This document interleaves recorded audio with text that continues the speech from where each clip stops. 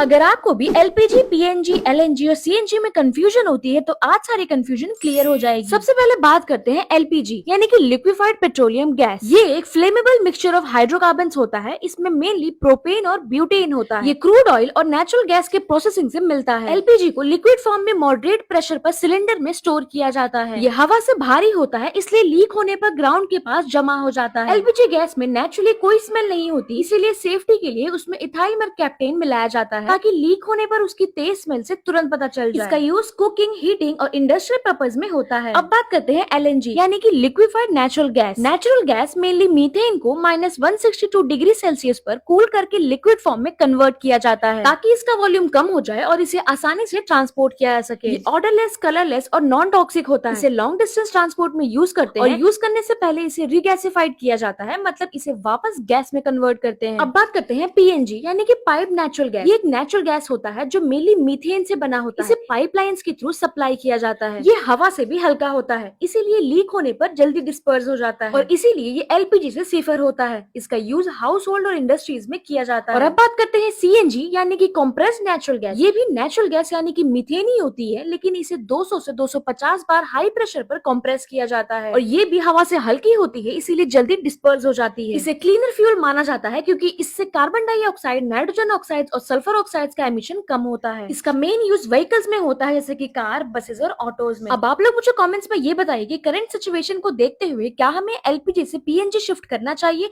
अगर हाँ तो क्यों?